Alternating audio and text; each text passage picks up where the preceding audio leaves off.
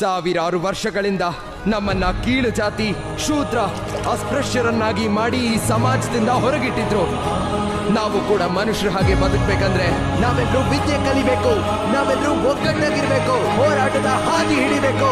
ದಬ್ಬಾಳಿಕೆಯ ಕೋಟೆಯನ್ನ ಕೆಡೋದಕ್ಕೆ ನೀವೆಲ್ಲ ನನ್ನ ಜೊತೆ ನಿಲ್ತೀರಾ?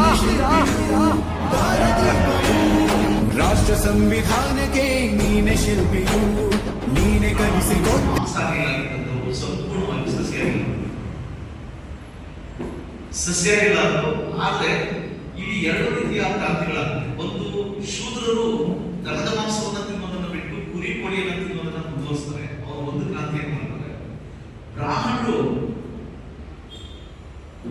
ದನದ ಮಾಂಸವನ್ನು ಬಿಡುತ್ತಾರೆ.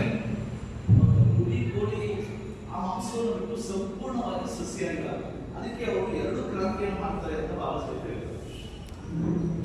ಬೌದ್ಧ ಧರ್ಮವನ್ನ ನಾಶ ಮಾಡೋದಕ್ಕೋಸ್ಕರನೇ ಮಾಂಸಾಹಾರಿಗಳಾದಂತಹ ಬ್ರಾಹ್ಮಣರು ಸಸ್ಯಾಹಾರಿಗಳಾಗ. ನಾವು ಮಾಂಸಾಹಾರಿಗಳಾಗಿ ಕಂಟಿನ್ಯೂ ಆಗಿದ್ದರಿಂದಾಗಿ ಇಲ್ಲಿ ಅಸ್ಪೃಶ್ಯತೆ ಶಾಶ್ವತವಾಗಿ ಬರುತ್ತೆ.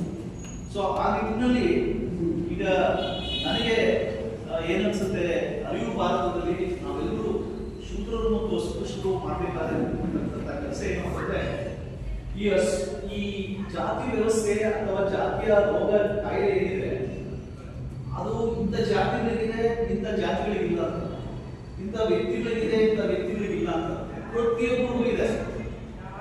ಯಾರನ್ನ